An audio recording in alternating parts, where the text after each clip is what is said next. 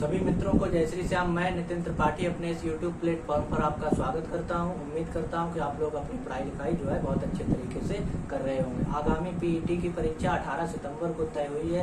Notification आने वाला है, तो उसकी प्रिपरेशन के लिए जो है हम तैयारी करेंगे। उसके बाद यूपी पुलिस का भी नोटिफिकेशन सरकार द्वारा दिया जाएगा। अभी कुछ आवश्यक कार्यों के वजह सरकार द्वारा नोटिफिकेशन जारी नहीं किया गया। उसके बाद जो है अग्निवीर की जो भर्ती होनी है वो भी इसी क्रम में चलेगी। तो कल जो है हमने पढ़ा था वर्ग और वर्गमूल। वर्ग और वर्गमूल से संबंधित हमने ट्रिक्स पढ़े थे।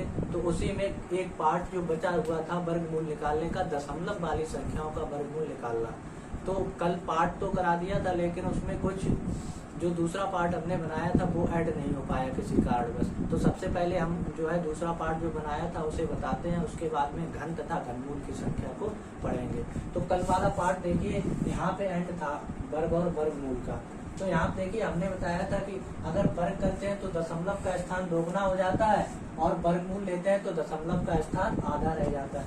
यहाँ देखिए, यहाँ जो हमें बताना था वो ये प्रोसेस था। अब 8 का हम यहाँ पे वर्ग करते हैं। देखिए 8 का वर्ग किया, कितना हुआ था हमारे पास 64 निकल के आया था। यहाँ पे जो कल हमें समझाने वाले थे वो वाला पार्ट इसमें ऐड नहीं हो पाया था। अब देखिए इस 8 का वर्ग करेंगे कितना हो जाएगा, अभी कितना हुआ था 64। तो यहाँ पे कल तो हमने ऐसे ही नॉर्मली समझाया था, दशमलव के स्थान के बारे में बताया था, नेक्स्ट पार्ट बनाया था, वो ऐड नहीं हो पाया इसमें। अब यहाँ पे 8 का वर्ग होगा तो कितना आ जाएगा, देखिए 6 और 4। देखिए 2 अंक बाद, यहाँ पे 1 अंक बाद था, दोगुना हुआ 2 अंक बाद आ गया। अब यहाँ देखिए 2 अंक बाद है तो यहाँ 4 अंक बाद लगा। अब 8 का वर्ग कितना होता है, ये 64 होता है। तो यहाँ पे 6 और 4।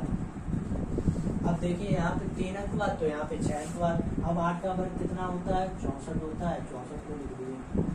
ठीक, इस तरह से हमने जो है वीडियो बनाया था वो अपलोड नहीं हो पाया। अब देखिए इसी में हमने समझ लिया कि 8 का वर्ग 64, 0.8 का वर्ग 0.64, 0.08 का वर्ग 0.0064, और 0.08 का वर्ग 0.40 और 64। मतलब कि वर्ग अगर कर रहे हैं तो दोगुना हो जाएगा, और वर्गमूल ले रहे हैं तो क्या हो जाएगा, आधा हो जाएगा। इस तरह का ये प्रोसेस था। तो अब हम पढ़ेंगे घन और घनमूल से संबंधित जो भी ट्रिक्स हैं वो हम बताएंगे। तो देखिए हमारी घन और घनमूल से संबंधित क्या ट्रिक्स हैं।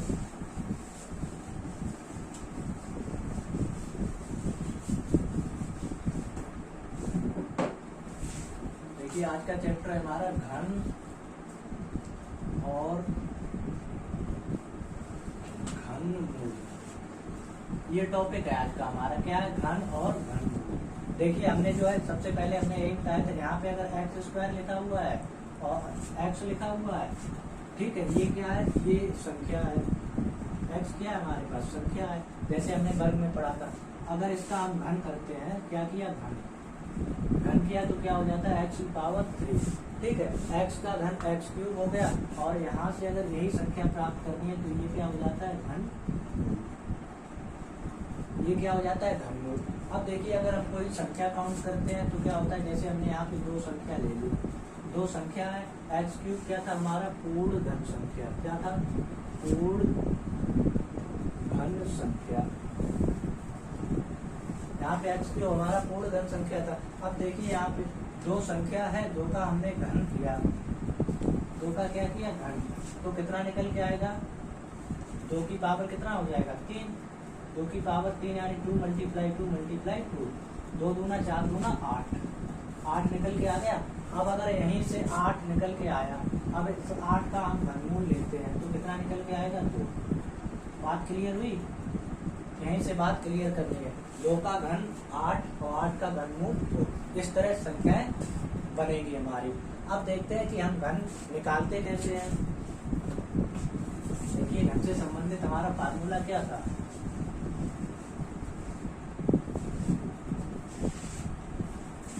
अब सबसे पहले ये चीज हमने जान ली। अब हम जो है हमें ये काम करना है, 1 से 10 तक की संख्याओं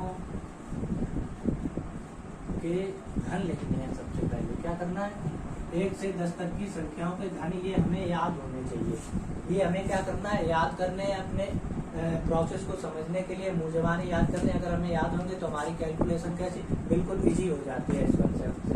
देखिए एक का घन कितना हो जाता है, अगर एक का घन है, एक दो का घन कितना हो जाएगा 8, 3 का घन 27, 4 का घन कितना हो जाएगा 4 का 64, 5 का 125। इसी तरह बताइए 6 का घन कितना हो जाएगा, 6 का हो जाएगा 216, 7 का कितना हो जाएगा 343, 8 का कितना हो जाएगा 512, 9 का कितना हो जाएगा 729 और 10 का कितना हो जाएगा 1000। इस तरह से हमें 1 से लेकर 10 तक की संख्याओं के घन याद करने। 1 का 1 हो जाता है, 2 का 8, 3 का 27, 4 का 64, 5 का 125, 6 का 216, 7 का 343, 8 का 512, 9 का 729 और 10 का 1000। अब हम देखते हैं कि हमारी ट्रिक क्या होती है इससे बड़े घन निकालने की, उन पे कंसंट्रेशन करते हैं। ये तो सभी को याद होंगे। अब देखिए हमारी ट्रिक क्या है निकालने की घन और घनमूल से संबंधित।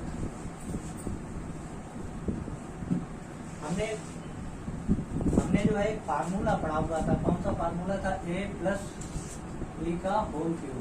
क्या था, a क्यूब प्लस, यहाँ पे हम लिखे दे रहे हैं a cube plus B cube, हम बाद में ले जाएं वैसे फार्मूला तो बी क्यूब, फिर क्या होता है a cube plus B cube plus A B और नहीं प्लस 3ab, क्या होता है 3ab और a प्लस बी। इसी का हम रूपांतरण करते हैं, क्या करते हैं इसका रूपांतरण करते हैं। देखिए यहाँ पे अपना ट्रिक बनाने के लिए हम इसे पहले लिख लेते हैं 3ab और a प्लस बी को हमने पहले लिख लिया और बी क्यूब साइड में कर दिया, मतलब बाद में लिख दिया। अब देखिए वर्ग जब हमने निकाला था तब हमने इन्हें 2 पार्ट में डिवाइड कर लिया था इस टाइप से, तो हमने फिर से यहीं पे डिवाइड 2 पार्ट में डिवाइड कर लिया। अब देखिए फार्मूला हमारा a क्यूब और इसका मल्टीप्लाई कराएंगे तो 3a² हो जाएगा, फिर मल्टीप्लाई कराया क्या निकल के आएगा 3ab²।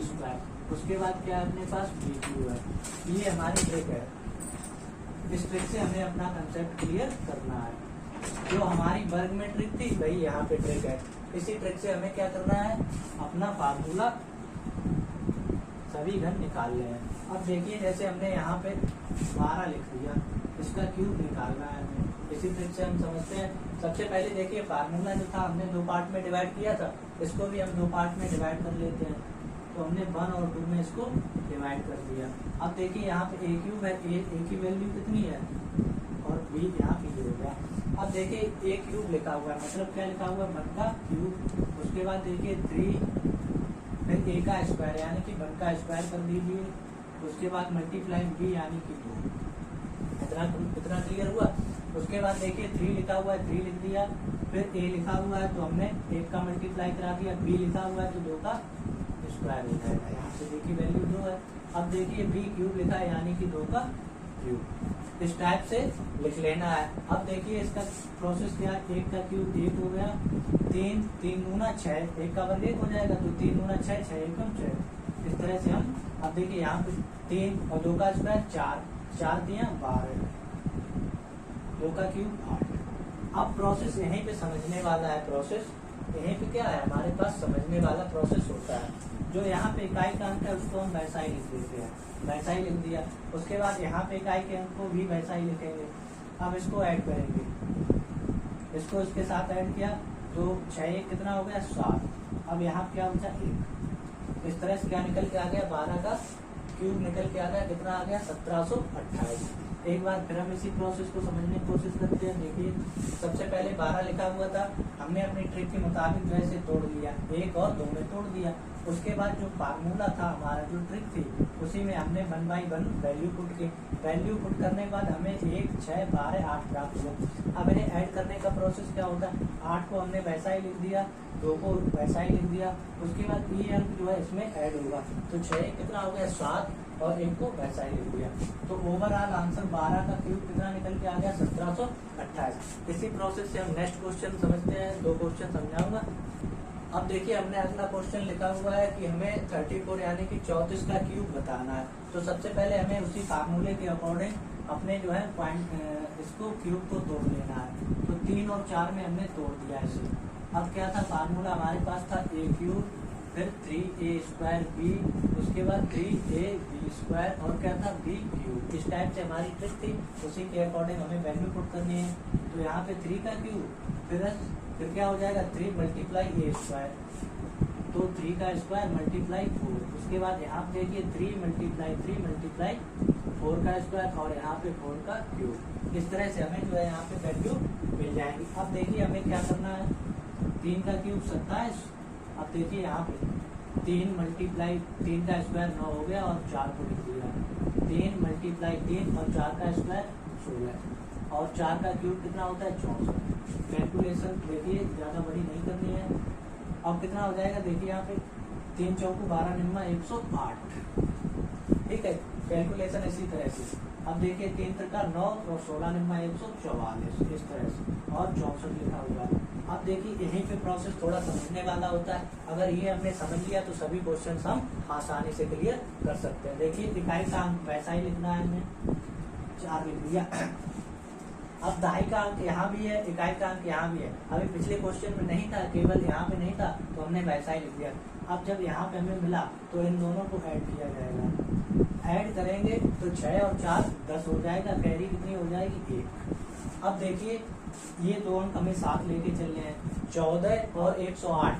14 में जब हम 108 जोड़ेंगे तो कितना हो जाएगा 8 और 4 12, कैरी की अपन 2 122 और एक ये कैरी थी, तो कितना निकल के आ गया 123। 123 का हम कितना लिख देंगे यहाँ पे, इकाई का अंक 3 लिख दिया। कैरी कितनी मिल गई हमें 12 कैरी मिल गई। अब ये प्रोसेस हमारा पूरा हो चुका है। यहाँ से इन दोनों प्रोसेस को हमने एक साथ ऐड कर दिया। अब कैरी हमें 12 मिली, यहाँ पे 27 थे, 27 में 12 को ऐड किया, कितना हो गया 7 2 9 2 1 3, कितना हुआ 39। तो यहाँ कितना आ गया 39। इस तरह से जो है 34 का क्यूब कितना निकल के आया, 34 का क्यूब निकल के आया 39,304। इस तरह से देखिए एक बार फिर समझिए, यहीं पे प्रोसेस थोड़ा समझने वाला होता है। 4 को हमने वैसा ही लिख दिया, दहाई के अंक को इकाई के अंक साथ ऐड किया 10 हो गया। फिर यहाँ जो अंक बचे हुए थे इनको एक साथ हमने ऐड कर दिया, कैरी 12 मिला। 12 जब कैरी मिला तो इसमें हमने ऐड किया, जो भी आ गया वो यहाँ पे लिख दिया। इस तरह से हम किसी भी संख्या का घन प्राप्त कर सकते हैं। अब देखिए घनमूल निकालने की क्या ट्रिक होती है, तो हम उसको समझते हैं।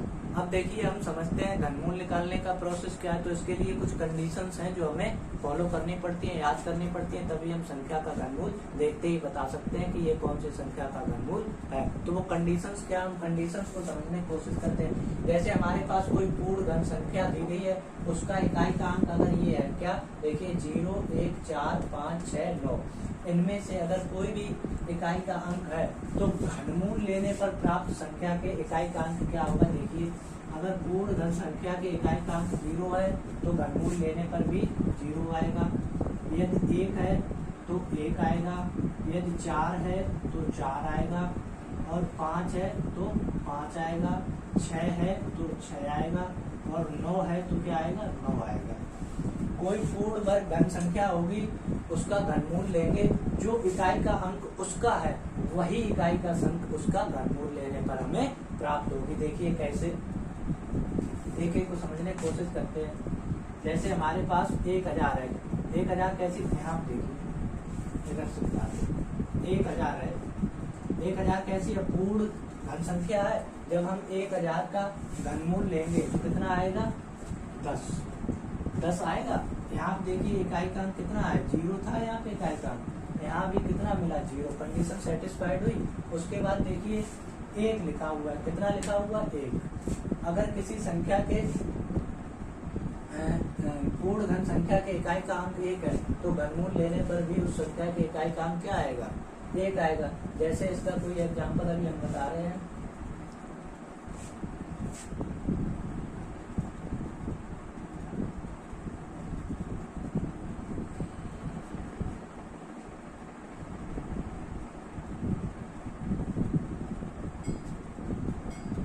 जैसे हमने यहाँ पे ले ली एक संख्या 1331।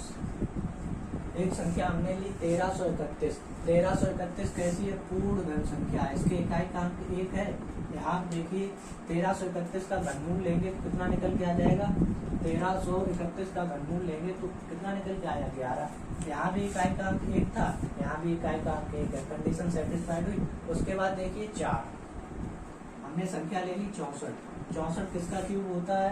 तो 64 क्यूब होता है 4 का। यहाँ भी इकाई का अंक 4 है, यहाँ भी इकाई का अंक 4 है। उसके बाद देखिए 5 के लिए हमने 125 ले लिया। 125 का घनमूल कितना निकल के आता है? 5। इकाई का अंक 5 यहाँ था, इकाई का अंक 5 यहाँ है। अब देखिए 6 के लिए हमने 216 ले ली। 216 किसका घन होती है? तो 216 घनमूल निकल के आएगा 6।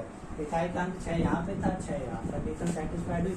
उसके बाद देखिए 9 होता है 729 ले लिया आपने। तो 729 किसका होता है? 729 होता है 7 का। तो 729 का घनमूल कितना आया? 7। नहीं यार, 9 इकाई का अंक क्या आएगा? 9। यहाँ भी इकाई का अंक क्या था? 9, और 9 इकाई का अंक यहाँ भी मिला। तो इस तरह से देखिए पूर्ण धन संख्या में जो इकाई का अंक ये है 0, 1, 4, 5, 6, 9, तो घनमूल लेने पर भी हमें वही संख्या प्राप्त होगी। अब देखिए इनमें जो संख्याएं बची हुई हैं, संख्याएं कौन सी बची हुई हैं? देखिए एक संख्या बची हुई है हमारे पास 2 बची हुई है। उसके बाद बची हुई है, देखिए 2 को पहले हम समझते हैं। अगर इकाई का अंक 2 है तो उसका जो है 8 आएगा। इकाई का क्या आएगा? 8। अगर किसी संख्या के पूर्ण धन संख्या के इकाई का अंक 2 है तो घनमूल लेने पर उसके इकाई का अंक कितना आएगा? 8। और अगर इकाई का अंक 8 है तो घनमूल लेने पर क्या आएगा? ये दोनों आपस में चेंज होती हैं। क्या होती है? आपस में चेंज होती है। अब देखिए इसी तरह कौन सी एक बची हुई है? 3, और एक कौन सी बची है? 7। अगर इकाई का अंक 3 है तो 7 आएगा, और 7 है तो क्या आएगा? 3 आएगा। ठीक है, देखिए समझने की कोशिश करते हैं। जैसे हमने लिखा है यहाँ पे 8 किसका घनमूल है? 2 का। 8 का घनमूल क्या है? 2। तो यहाँ पे इकाई का अंक 8 था, ठीक है, धन संख्या में, और घनमूल लेने पर क्या आ गया? 2 आ गया। कंडीशन सेटिस्फाइड होगी। अब यहाँ देखिए 3 का क्यूब कितना हो जाएगा? 27, और 27 में इकाई का अंक क्या है? 7, और पूर्ण धन संख्या में इकाई का अंक क्या है? 7, और घनमूल लेने पर क्या प्राप्त होगी? 3। तो इस तरह से 2 का 8 में चेंज हो जाता है, और 8 का 2 में, 3 का 7 में चेंज होता है, और 7 का 3 में चेंज होता है। मेनली कंडीशन यही है, यही याद करनी है। यही अगर इनमें से है तो वही संख्या आएगा। 2 है तो 8 आ जाएगा, 8 है तो 2 आ जाएगा। यदि 3 है तो 7 आएगा, 7 है तो 3 आएगा। अब देखिए हम घनमूल निकालते कैसे हैं, वो प्रोसेस देखते हैं। आइए देखते हैं। अब हम घनमूल निकालने की विधि पढ़ते हैं। तो सबसे पहला क्वेश्चन हमारे पास लिखा हुआ 39304 का घनमूल हमें बताना है। तो सबसे पहला काम हमें जो करना होता है वो हमारा काम है कि इसके जोड़े बना लेते हैं पहले। तो यहाँ पे देखिए 4, 0, 3, एक जोड़ा ये बन गया। जो बचा हुआ है उसे लिख देते हैं। 3 का एक जोड़ा बनाना होता है लास्ट में, और क्या जो बच जाता है उसे वैसा ही लिख देते हैं। अब इसमें हमें प्रोसेस चेक करना होता है। क्या चेक करना होता है? अभी हमने बताया था। इस संख्या में इकाई का अंक ये कितना दिया गया? देखिए भैया इकाई का अंक 4 दिया गया। अभी हमने बताया था किसी भी पूर्ण घन संख्या के इकाई का अंक 4 है।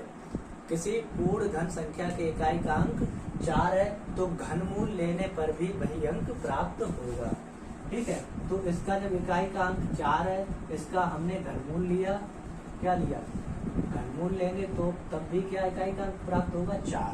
ठीक है, वो प्रोसेस जो अभी कंडीशन बताई थी वो हमने फॉलो करनी है, वो याद रखनी है। तो इकाई का अंक जो घनमूल लिया क्लियर हो गया। इकाई का अंक कितना आएगा? 4 आएगा हमारे पास। अब यहाँ हम देखते हैं जो बचा हुआ है। उसी तरह अभी पूर्ण वर्ग बताए थे पिछली क्लास में, बिल्कुल सेम उसी तरह। अब ये जो प्रोसेस बचा हुआ है 39, ये हमारे पास बचा हुआ है। तो यहाँ देखिए ये था 4 का क्यूब।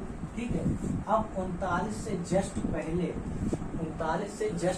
पूर्ण घन संख्या कौन सी आती है? 39 से जस्ट पहले पूर्ण घन संख्या कौन सी निकल के आती है? देखिए 1 से काउंटिंग कीजिए। 2 का कितना हो जाता है? 8। 2 का 8 हो जाता है। 2 का क्यूब 8, 3 का क्यूब 27, और 4 का क्यूब कितना हो जाएगा? 64। ठीक है, ये तो 39 से ज्यादा हो गया। क्या हो गया? 39 से ज्यादा हो गया। कौन सी संख्या इसके बीच में मिल गई हमें? इससे पहले 3 का क्यूब। तो हमें यहाँ क्या मिल गया? 3 का क्यूब मिल गया। इकाई का अंक हम क्लियर कर चुके थे, कौन सा था? 4। यहाँ से जो संख्या हमें वेरीफाई होकर मिलती है वो कौन सी मिली है? 3। ओवरऑल इसके घनमूल कितना निकल के आ गया? 34। कितना निकल के आ गया? 34।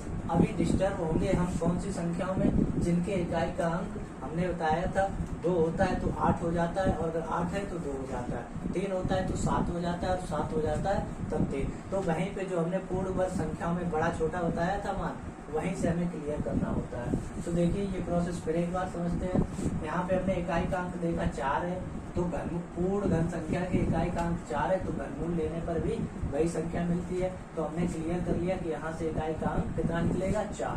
अब यहाँ हम देखते हैं कि हमारा रिमेनिंग पार्ट था 39। 39 से जस्ट पहले कौन सी पूर्ण घन संख्या होती है? तो वो 27 होती है। 27 का घनमूल क्या होता है? 27 का घनमूल 3 होता है। तो ऐसे इस तरह से हमें जो है चुटकियों में आंसर दे देना है कि संख्या किसका घनमूल है, किस संख्या का घनमूल क्या है। अब हम नेक्स्ट एग्जाम्पल लिखते हैं। अब देखिए यहाँ पे हमने अगला एग्जाम्पल अपना लिखा हुआ है यहाँ पे। तो सबसे पहले वही काम करना है, पहले हमें 3 का जोड़ा बनाना होता है। तो 2, 5, 9 और जो बचा हुआ है उसे लिख दिया हमने। यहाँ पे बचा हुआ लिख दिया। अब इस संख्या क्या बताना है? हमें घनमूल बताना है। अब देखिए हमने बताया था सबसे पहले हम क्या चेक करते हैं? इकाई का अंक देखते हैं। यहाँ पे इकाई का अंक 2 है, बताया था घनमूल लेने पर। यहाँ पे हम लिखे दे रहे घनमूल लेने पर या तो क्या हो सकता है? 2 हो सकता है या 8 हो सकता है। अब इसमें बड़ा छोटा हमें चेक करना होता है। ये छोटा मान है, ये बड़ा मान है, ठीक है। अभी क्लियर नहीं हम कर पाए कि इकाई का अंक किसे लेना है या किसे लेना है। बस ये पता लग गया कि या तो 2 होगा या 8 होगा। अब क्लियर कैसे होगा वो देखिए, यहाँ से क्लियर होगा। यहाँ पे बचा हुआ रिमेनिंग पार्ट क्या था? 21, ठीक है। अब यहाँ पे 21 था, 21 से पहले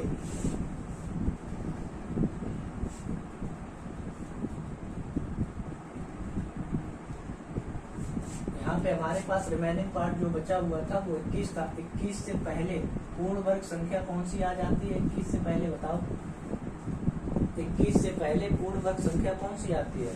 तो वही काम करना है। 3 का क्यूब अगर हम करते हैं तो कितना हो जाता है? 27 ज्यादा हो जाएगा। तो यहाँ पे कितने का क्यूब आ जाएगा? 2 का क्यूब। ये हमने क्लियर कर लिया यहाँ पे। अब नेक्स्ट पॉइंट स्टेप क्या होती है उसे देखते हैं।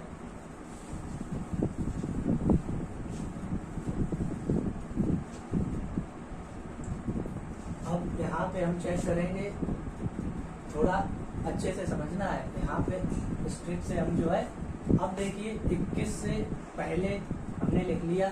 अब यहाँ पे जब 2 अंक वाली टर्म आएगी, जब 2 अंक वाली टर्म आती है तो उसके लिए हम 21 के जस्ट बाद भी जाएंगे, तभी हम छोटा और बड़ा मान पता कर पाएंगे। तो 21 के जस्ट बाद देखिए, 21 से पहले तो 2 का क्यूब 8 आ जाता है। यहाँ पे हम लिख दे रहे 2 का क्यूब 8 और 21 बीच में है, तो 21 से पहले तो 8 हो गया, 21 के बाद कितना हो गया? 27। 3 का क्यूब।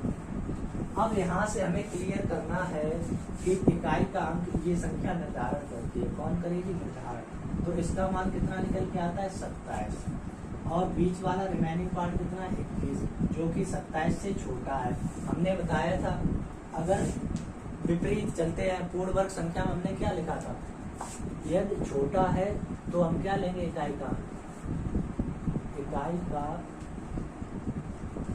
अंक बड़ा, और अगर बड़ा है तो इकाई का छोटा। अब देखिए यहाँ पे, यहाँ तो हमने दाई का अंक क्लियर कर लिया। दाई का अंक कितना निकल के आएगा? 2 निकल के आएगा। लेकिन अभी इनमें से हमने क्लियर नहीं कर पाया। इनमें से क्लियर करने के लिए ये संख्या मैथ रोल अदा करती है। अब देखिए 27 जो है 21 से कैसा है? बड़ा है, यानी कि 21 जो वैल्यू है वो 27 से कम है। यहाँ पे ये वाला साइन यूज हो रहा है, देखिए ये वाला साइन यूज हो रहा है। तो जब ये यूज हो रहा है तो इकाई का अंक कैसा होगा? बड़ा। अब 2 और 8 में बड़ा कौन सा है? 8। यहाँ से अब ये क्लियर हुआ।